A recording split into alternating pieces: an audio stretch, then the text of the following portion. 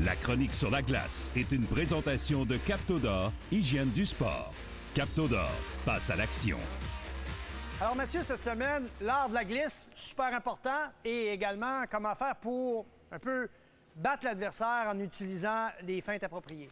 Mais l'objectif, c'est d'amener l'adversaire dans la mauvaise direction de où est-ce que nous autres on va aller. Faire croire d'aller d'un côté, mais Exactement. finalement, c'est de l'autre Alors, côté. aussitôt que ses orteils pointent dans cette direction-là, mais automatiquement, nous autres, on est en action versus que lui va réagir à qu'est-ce qu'on va lui donner.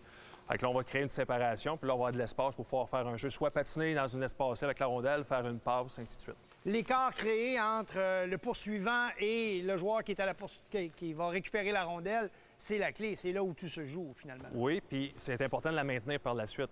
De ne pas juste faire le geste et mourir après. Accélérer en sortie de la fin. Exactement. À l'action, on regarde ça, on a un coach puis des joueurs. À l'action. Pour commencer, on va faire un premier exercice. Vous allez vous placer sur la ligne des buts. La chose qu'on va demander, on va travailler sur le corps interne du patin. Fait que on a le corps externe, le corps interne. Fait que vous allez le faire en demi-lune. Ça veut dire que quand vous arrivez ici, c'est juste une poussée, bien fléchie, puis pousse, pousse. L'objectif, c'est d'être le plus bas possible, toujours être en mesure de pouvoir faire une bonne poussée. C'est parti. On travaille sur le corps interne, le plus bas possible, toujours être en mesure de pouvoir faire une bonne poussée par la suite.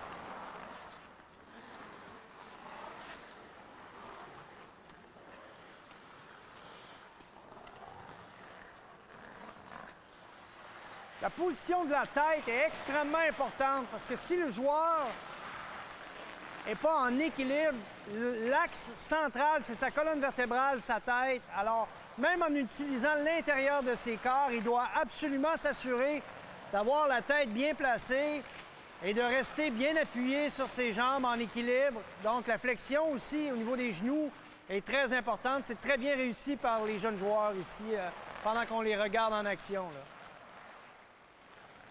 L'exercice super simple, c'est le même principe. Part du point de mise en jeu, vient toucher le top des cercles. Quand que tu vas toucher le top des cercles, l'attaquant part quand il est vraiment en pivot avant. Fait que toi, qu'est-ce que je veux, c'est que tu fasses semblant d'aller vers le derrière du filet pour venir de l'autre côté. L'attaquant, là, mord à la fin. Explose, revient, utilise le corps interne, pousse pour sortir du virage rapidement. Quelques petits points que j'ai remarqués. Première des choses, quand tu arrives pour récupérer la rondelle, tu es en glisse, mais il ne faut pas non plus avoir les jambes qui montent trop haut, parce que l'objectif, c'est d'avoir de la rapidité pour pouvoir mettre ta jambe sur la glace pour pouvoir changer de direction. Fait que plus tu montes haut, plus tu as de la distance à parcourir, tu perds du temps. Puis deuxième des choses, le but, c'est de sortir du coin rapidement. Fait que quand que je m'en viens récupérer ma rondelle, je suis sur mon inside edge. Inside edge, ici, c'est pouce, croise pour pouvoir sortir du coin. Parce que le joueur adverse, lui, qu'est-ce qu'il va vouloir faire? C'est revenir te chercher. Fait que si tu sors de ton virage puis tu te laisses glisser, ça lui donne une chance de pouvoir revenir dans l'action. Tu bouges tes pieds, tu sors du virage en puissance, on réorganise notre attaque.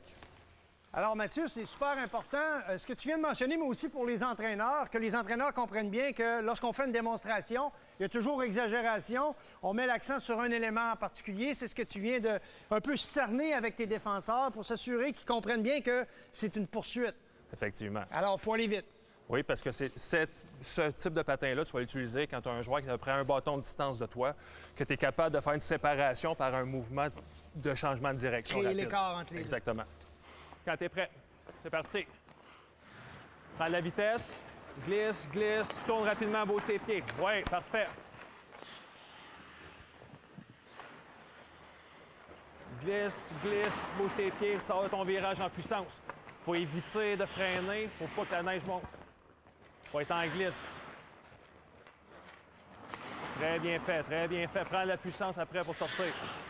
Merci Mathieu, encore une fois très instructif, particulièrement pour les défenseurs, mais aussi pour les attaquants qui peuvent utiliser cette technique. Oui, parce que c'est le même principe qu'on place la rondelle en zone adverse. Tu es le premier attaquant sur la rondelle, tu as le défenseur qui te met de la pression, tu veux donner une séparation, donner du temps, un petit peu d'espace pour pouvoir faire un jeu.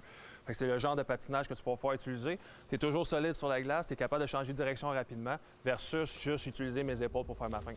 Pour en savoir plus, allez sur rds.ca/play360.